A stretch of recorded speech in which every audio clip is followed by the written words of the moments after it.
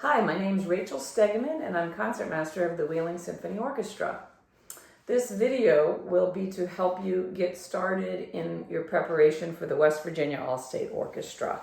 I'll be going over various excerpts that are required, as well as the required etude and the two scales, which I'll start with. The first one's going to be G major, 3 octave, and then B flat major, 3 octaves. I'll play them first, and then I will talk about them a little bit.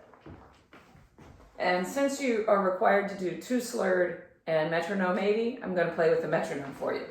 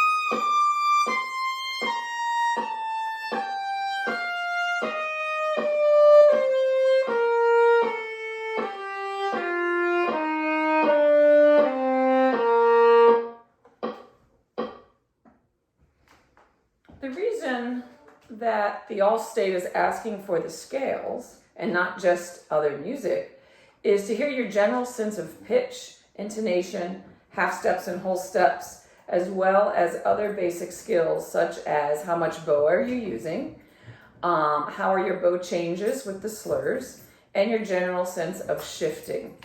Also the kind of sound you make is in there too. So you want to make sure that you're thinking about all these things separately and playing as beautifully as possible. Pitch is definitely one of the things that any stringed instrument player concentrates on a lot. So make sure you do lots of repetitions of those scales. I'm also a professor at Duquesne University where I teach performance majors, and I actually teach an audition class. And we play a lot of scales because when you have a firm sense of pitch in your scale, your excerpts and your concertos and your other music will really show that pitch. So happy practicing. Wolfart Etude 49. It's in C minor, and I'm going to play it first and then talk about it second. For my speed, I'm going to choose 80, which is about this.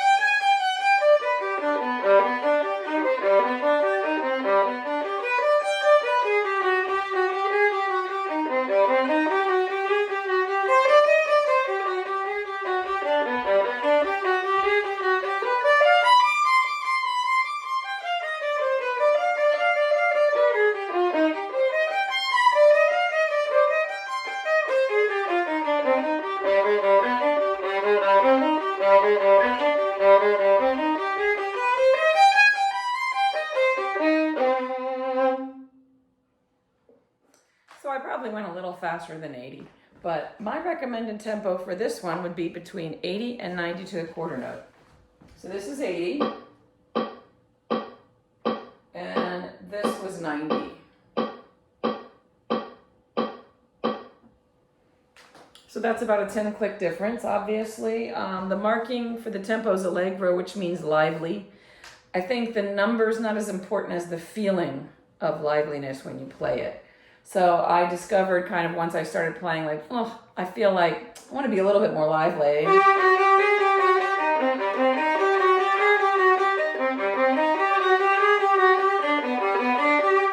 So a lot of bow, mainly in this area. I'm calling it the upper third of the bow, definitely on the string and forte. So a very gluey legato stroke to bring out the intensity. If you can add a little vibrato,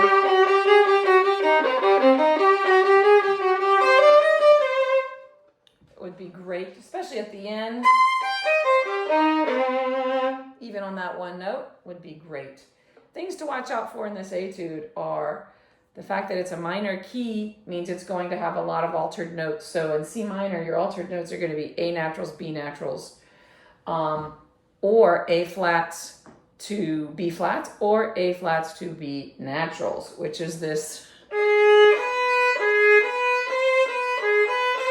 And you've got a lot of these, a lot of half steps in there. Okay, and you've also got a lot of places where it goes.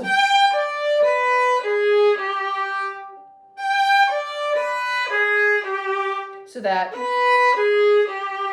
is very conducive to C minor. And I think that that's why they chose it, because there's a lot of accidentals. It's a basic minefield of accidentals. So what I did is I included a annotated part, which I drew in some of the accidentals that I'm afraid you might forget or not realize, as well as some fingerings, making the shifts a little clearer. Other things to note are that there's a section sort of towards the middle where instead of feeling in a major key or a minor key, it starts to feel in a major key. So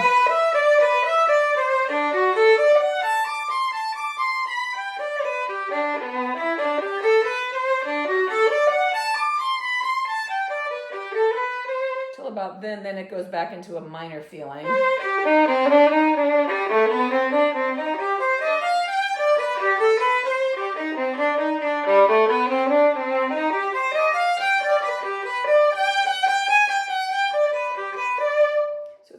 Mixture of major and minor.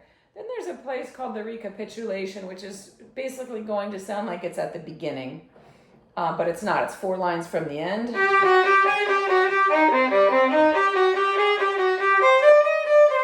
It's kind of putting together a lot of the previous part of the etude, and then it's going to wrap it up at the end. The very last line I'm going to call the coda, which is basically a short new part of music, which means it's going to the end. And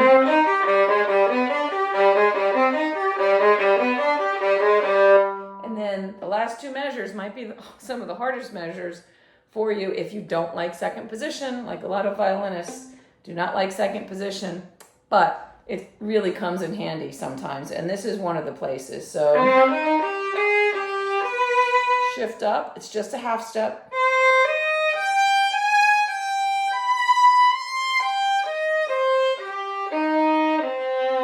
A lot of slow practice of that, and the whole fingering's written in, so you shouldn't have a problem. Again, just take it really slowly.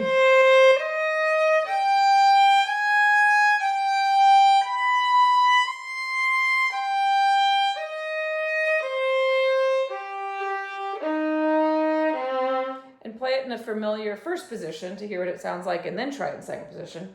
That should help you.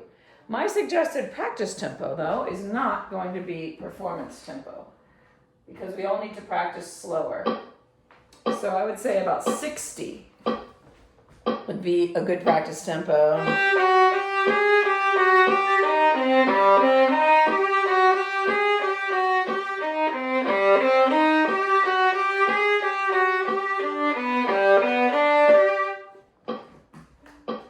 Your Your practice tempo should be a tempo that you are successful at everything at. If one part of it is too fast at this tempo, 60, go ahead and slow that part down and then build it up to 60 and then build the whole thing up back to 80. If you want to play it at 90 like I did, that's fine. Allegro, remember, it means lively, not fast. Okay, we'll have fun with that and we'll get on to some other excerpts now. Thanks. It's time for our first excerpt, which is going to be Samuel Coleridge Taylor, Dance Negrae. I'll play it first and talk about it second.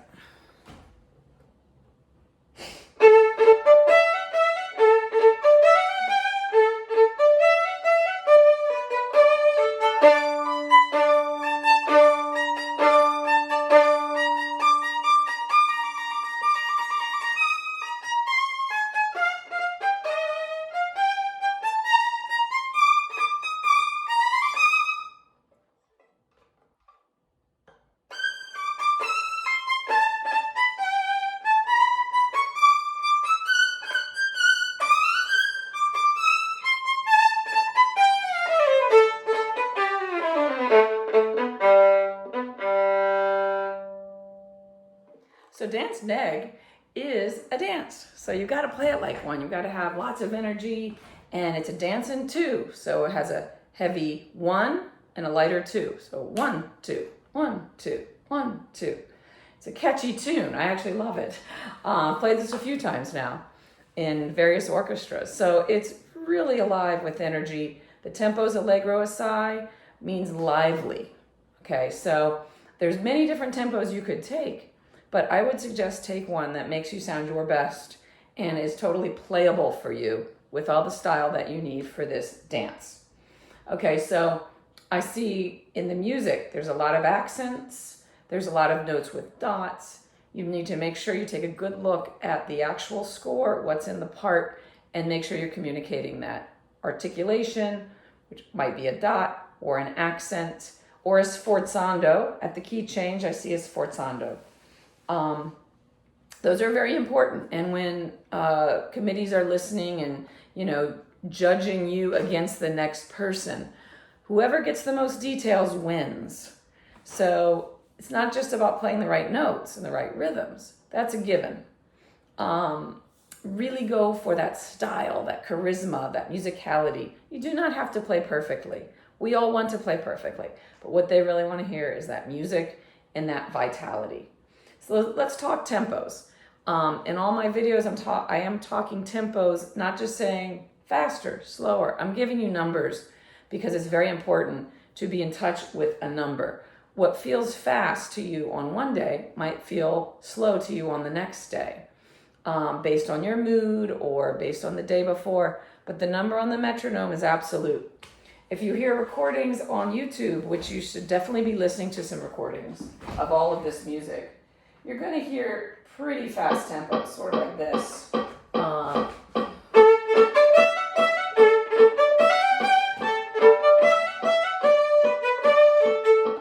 Or faster, right? So that's 148, for instance. I think a good goal for people your age would be something around 140. If you want to get it faster, that's fine, but it needs to be faster and well done, not faster and rushing or chaotic or anything like that. So well done, whatever your tempo is. Let's say it's pretty tricky though, for some of you maybe. That's okay. Doesn't mean whoever plays it the fastest is going to win. It's whoever gets the most details, okay? So I would say a good goal would be 120. Here's 120.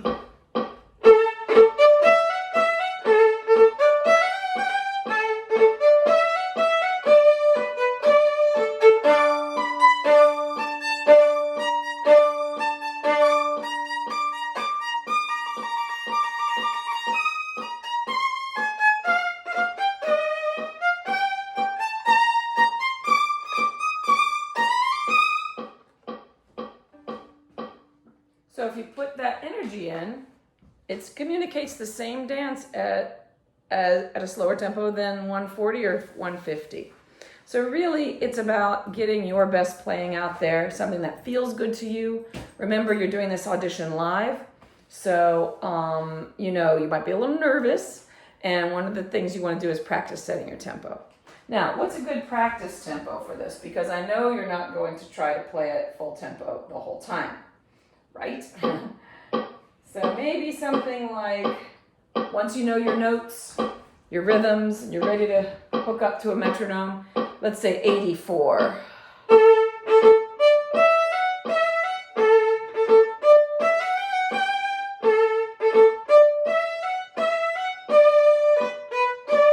And if you'll notice, I'm putting all the accents in too. So here would be a version not putting in the accents.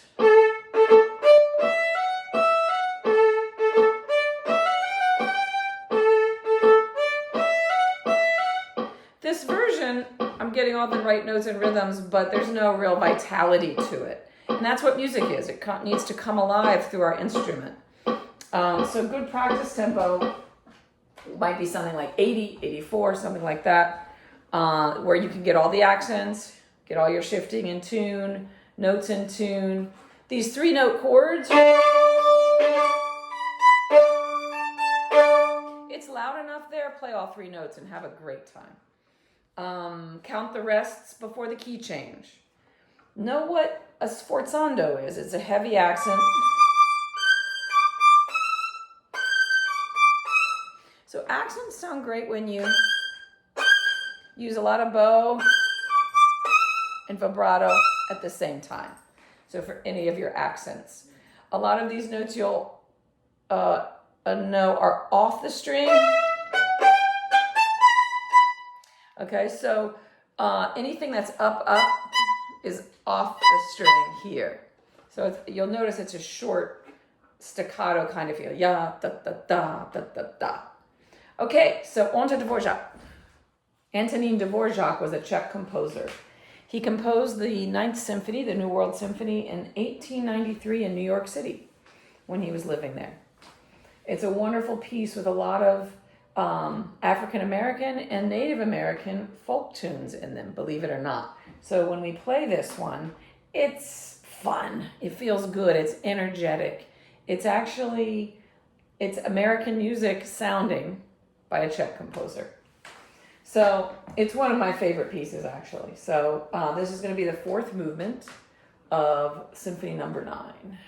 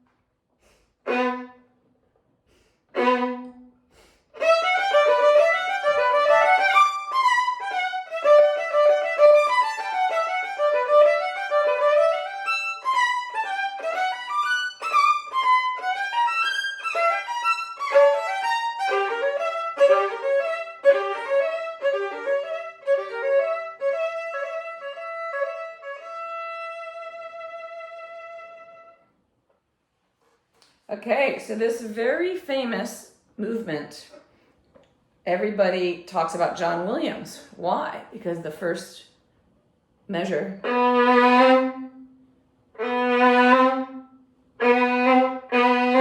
which is the Jaws theme. So you can think about the movie Jaws during this one. Anyway, so when you come in at measure 1, did you hear me pluck my first note? That's the secret trick about it. Now you don't want to be too loud, but it keeps this from happening, so you can pluck it just so that you can hear it. You can find that note. Okay? So you should practice doing that before your audition so you can get used to finding that. Okay, so you will have my annotated copy. I put all the fingerings in for you. I marked in a lot of things, such as things that are off the string. So here on the, let's see, the 3rd line of when you play. This off. Okay, so off the string happens here, not here. Sort of sounds the same, but it's very different in the actual context with that speed too. At number 2, on you could do one of two ways actually. Some conductors want it on the string, some conductors might want it off the string, but not too short. Here's on the string.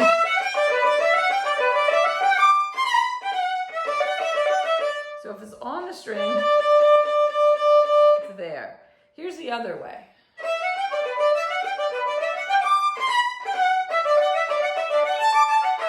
So if it's off or brush stroke,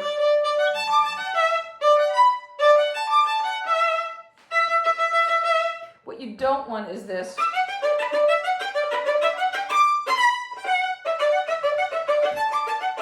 That is too choppy sounding to be double forte, and it's not really the sound of this folk, kind of a outside dancey, having fun. So I would just, for you, play it the way that you sound the best. If you feel comfortable, that's the way I like it, because double forte really comes through with that bow stroke. See if you can get that really honored dotted rhythm instead of, so not too triplety on that.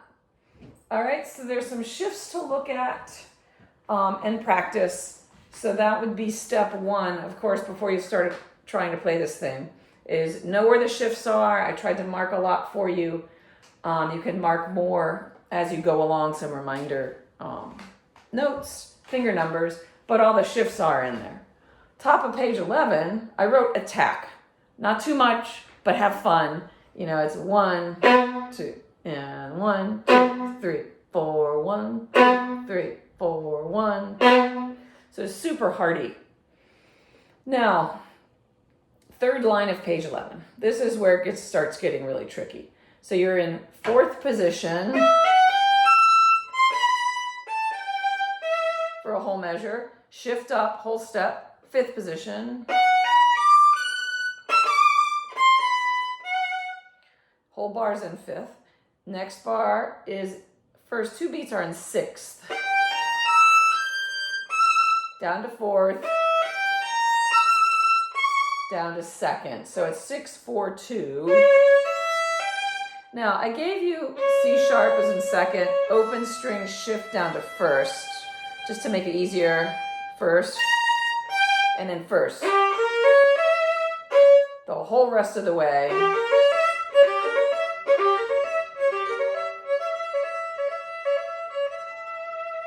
And I give you a little reminder, shh, because we're getting softer. Once we hit the lower octave,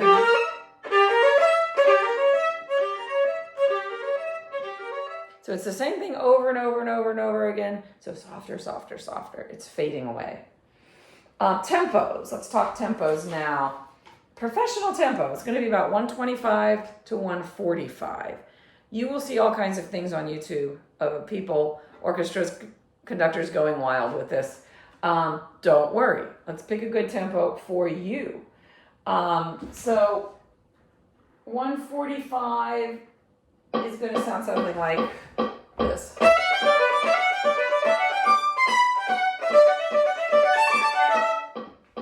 Okay, but also you're going to hear, there's 125.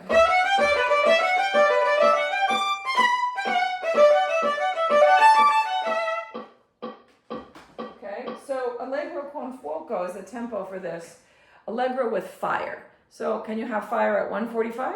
Sure. Can you have it at 125? For sure. As long as you have the fire, you're good. I would suggest, if this is the first time you're playing it, aiming for a slower but better tempo for technical accuracy, which may be 110, 115, 120. Here's that tempo.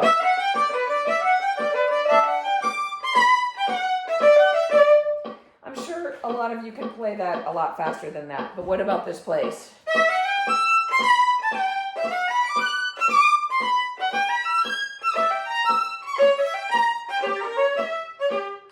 that's the tricky part.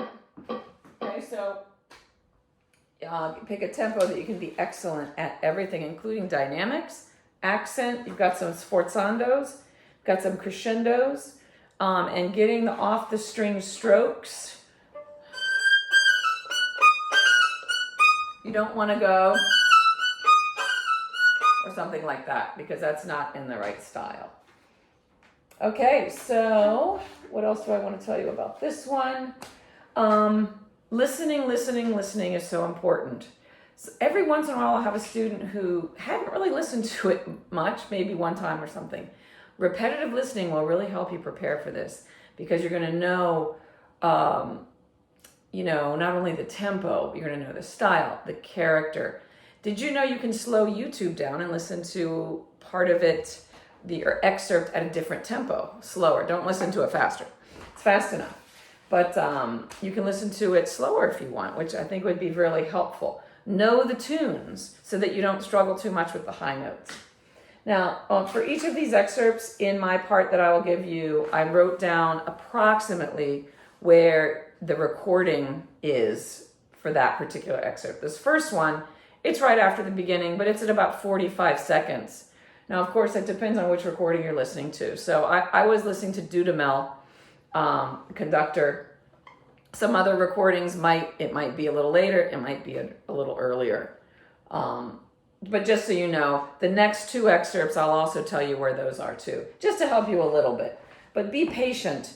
If you're not sure exactly where it is, just start at the beginning and follow along with the music, and then you'll find it. Thanks. Here's the second Dvorak excerpt from 8 to 9.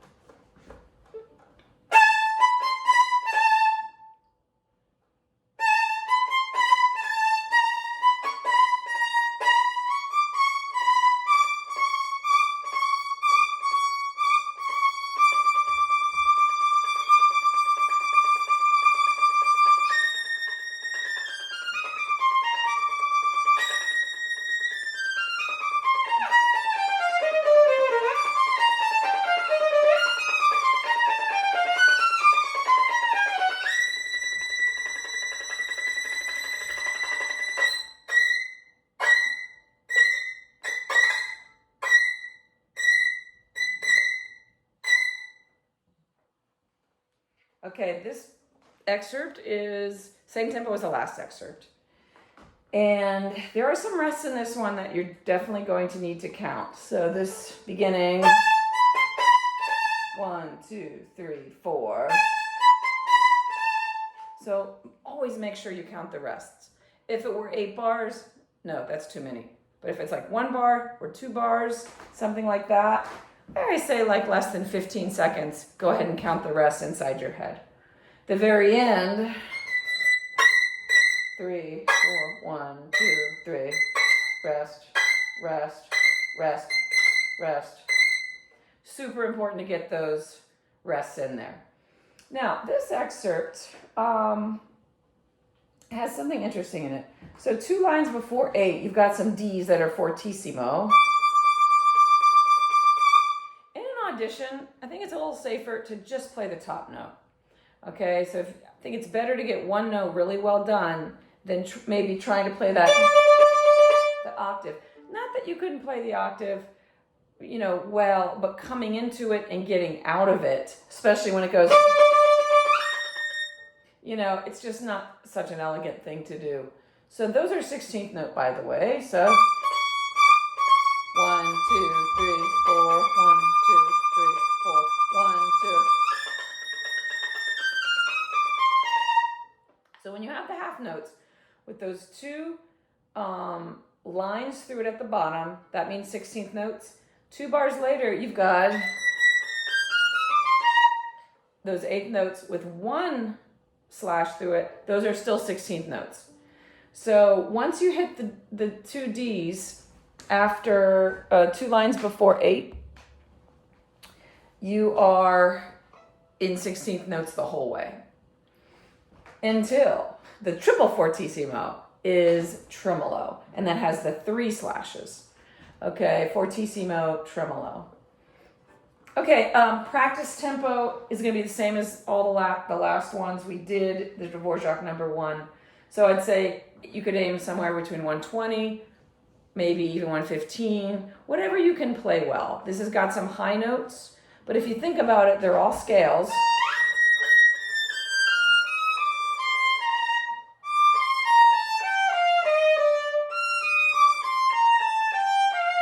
Now the last one's a little strange. A sharp. So watch out for that one.